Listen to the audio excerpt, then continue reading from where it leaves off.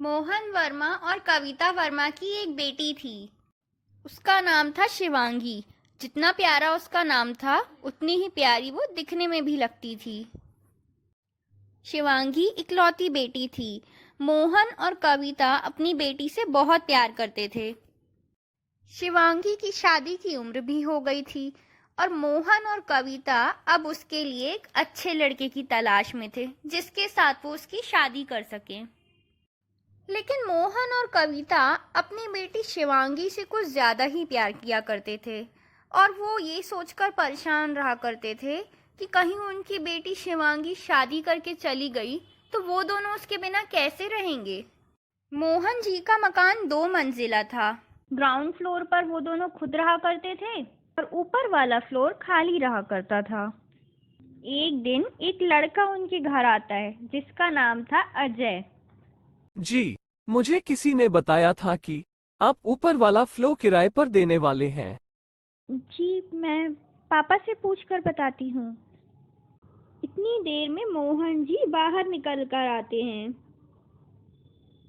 क्या हुआ बेटा? अंकल, हम इस शहर में नए आए हैं। मेरी अभी अभी जॉब लगी है यहाँ पर और मेरे मम्मी पापा जी मेरे साथ ही रहते हैं। हमें किराए पर मकान चाहिए था। किसी ने कहा कि आपके घर का फर्स्ट फ्लोर खाली पड़ा है और आप उसे किराए पर देना चाहते हैं। अरे बेटा, लेकिन हमारा तो घर किराए पर देने का कोई इरादा ही नहीं है। तो दे दीजिए ना। जब शिवांगी की शादी हो जाएगी तो हम एकदम अकेले हो जाएंगे। कम से कम उसी बहाने हमारा मन लगा रहेगा ना। आंटी जी बिल्कुल ठीक कहती हैं। जब आपकी बेटी शादी करके ससुराल जाएगी तो आपका मन मैं ही लगा दूंगा।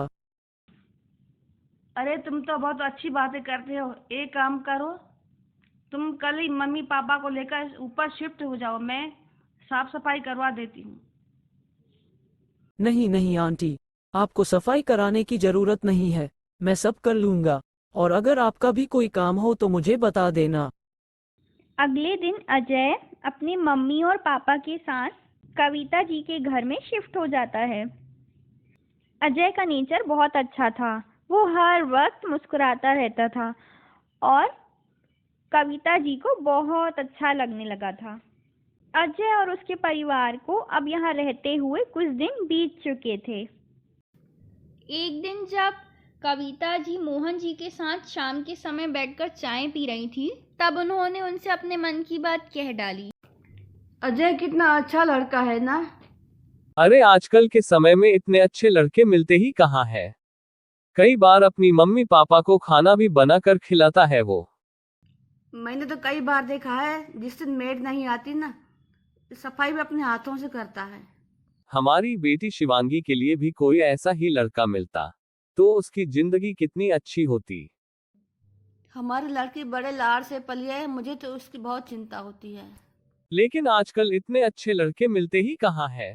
कमाल करते हैं आप। लड़का हमारे घर में ही है और कहते हैं कि लड़के मिलते नहीं है। कैसी बात कर रही हो? वो हमारा किराएदार है। ये तो और अच्छी बात है ना। हमारी बेटी हमसे दूर नहीं जाएगी। लेकिन शिवांगी को अजय पसंद भी है या नहीं? वो आप मुझ पर छोड़ दीजिए। शिवांगी, जरा ये सूप देखिए, अजय के लिए बनाया है। माँ, मुझे ऑफिस जाना है, देर हो रही है। अच्छा तू जा, मैं खुद ही सूप देकर आ रही हूँ। कविता अजय के घर सूप लेके जाती है। अरे आइए आइए बहन जी, बैठिए। कैसे आना हुआ? ये आप पे लोगों के लिए थोड़ी सी सूप लेकर आई थी बहन। आप लोग हमारे मकान मालिक होकर भी हमारा कितना ख्याल रखते हैं। क्या भाई साहब, आप भी। वैसे आप लोगों का अजय के शादी का कोई इरादा नहीं है क्या? मेरा मतलब, कब कर रहे हैं उसकी शादी?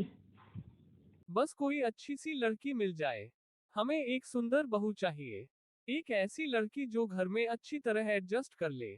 हमें और क्या चाहिए। हम भी शिवांगी के लिए कोई अच्छा लड़का ढूंढ रहे हैं। मुझे और शिवांगी के पापा को अजय बहुत पसंद है। अगर आपको कोई एतराज न हो तो।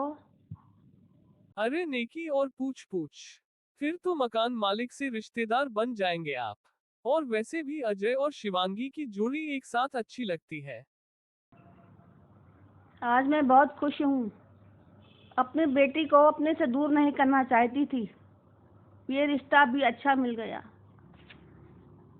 फिर शिवांगी और अजय की शादी हो जाती है और शिवांगी अपनी विदाई के समय जोर जोर से रोने लगती है। 4 सीढ़ियाँ ही तू ऊपर चढ़कर जा रही है, तुझे रोने की क्या जरूरत है? तो क्या हुआ माँ, सारी लड़कियां अपनी शादी में रोती हैं, मुझे भी रोने दो ना। और इस तरह से खुशी खुशी शिवांगी अपने घर से 2 सीढ़ी ऊपर अपने ससुराल को विदा हो जाती है।